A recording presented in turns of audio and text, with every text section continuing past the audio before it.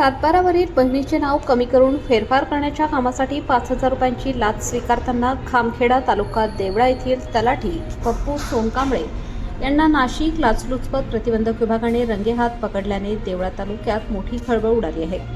मिळालेल्या माहितीनुसार तक्रारदाराने सातबारावरील बहिणीचे नाव कमी करण्यासाठी आवश्यक कागदपत्रांसह अर्ज दाखल केला होता। हे काम करून देण्यासाठी तलाठी पप्पू सोनकांबळे यांनी तक्रारदाराकडे 7,000 रुपयांची लाच मागितली होती। त्यापैकी यापूर्वी 1,000 रुपये देण्यात आले होते।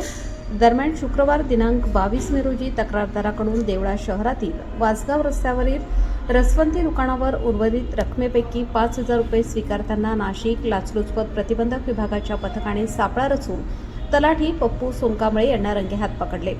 या कारवाईमुळे महसूल विभागात एकच खळबळ उडाली असून तालुक्यात चर्चेला उधाण आले आहे। सध्या संबंधित ठिकाणी पंचनामा सुरू असून आरोपीविरुद्ध गुन्हा दाखल करण्याची प्रक्रिया सुरू आहे। नाशिक लाचलुचपत प्रतिबंधक विभाग पुढील तपास करीत आहे।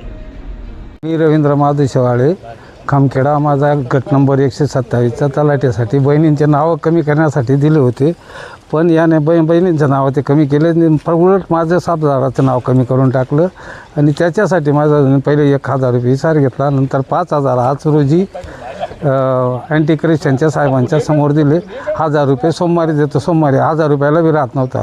ते इतका म्हणजे मला जो त्रास दिला यांनी भरमसाठ त्रास दिला बुवा, तरी याच्यावर आता CBIचे CIDचे लोक कारवाई करतील त्यांच्यावर।